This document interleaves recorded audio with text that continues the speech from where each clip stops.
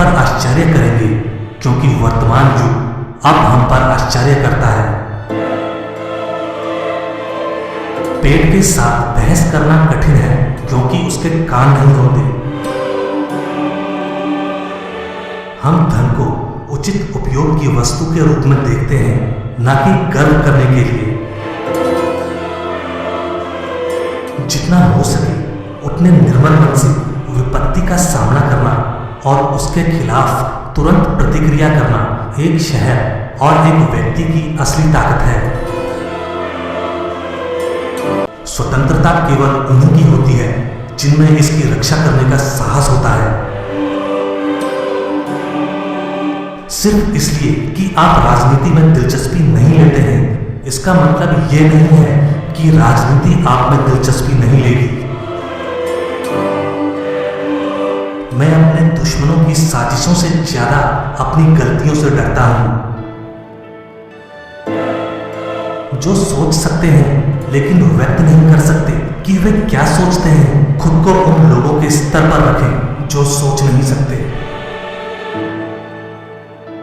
हम यह नहीं कहते कि जो आदमी सार्वजनिक मामलों में दिलचस्पी नहीं लेता वह वो है जो अपने काम से मतलब रखता है। हम कहते हैं कि उसका यहाँ कोई काम नहीं है। एक महिला की सबसे बड़ी महिमा पुरुषों द्वारा कम बताई जाती है, चाहे अच्छी हो या बुरी। प्रसिद्ध पुरुषों के पास उनके स्मारक के रूप में पूरी पृथ्वी है। जो सुंदर है उसके प्रति हमारा प्रेम फिजूल खर्ची की ओर नहीं ले जाता। मन की बातों से हमारा प्रेम हमें कोमल नहीं बनाता। जहां तक गरीबी की बात है, इसे स्वीकार करने में किसी को शर्म नहीं आनी चाहिए। असली शर्म तो इससे बचने के व्यवहारिक उपाय ना करने में है। जिन लोगों को वास्तव में बहादुर माना जा सकता है वे वो है जो जीवन में क्या मीठा है, क्या भयानक है, इसका सबसे अच्छा अर्थ जानते हैं और फिर जो आने वाला है उससे मिलने के लिए बिना रुके निकल जाते हैं। समय ही सबसे अच्छा सलाहकार होता है। ज्ञान होना लेकिन उसे स्पष्ट रूप से अभिव्यक्त करने की शक्ति का अभाव किसी भी विचार के ना होने से बेहतर नहीं है। एक व्यक्ति व्यक्तिगत रूप से कभी इतना समृद्ध नहीं हो सकता है और फिर भी यदि उसका देश बर्बाद हो जाता है तो उसे इसके साथ बर्बाद होना चाहिए। प्रकृति द्वारा आपको जो दिया गया है उससे कमतर होना आपकी महान महिमा नहीं है। बाजार लोकतांत्रिक है।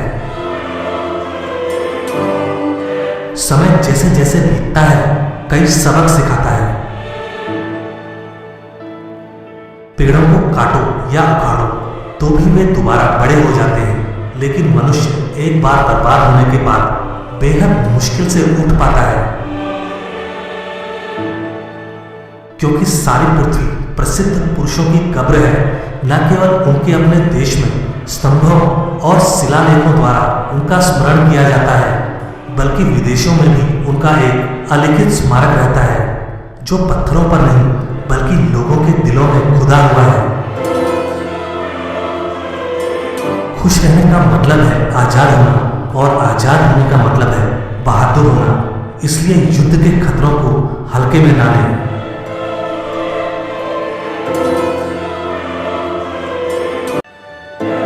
आप पत्थरों के स्मारकों में उकेरा हुआ संदेश पीछे छोड़कर नहीं जाते, बल्कि वो छोड़कर जाते हैं जो अन्य लोगों के जीवन में आपके द्वारा बुना गया है।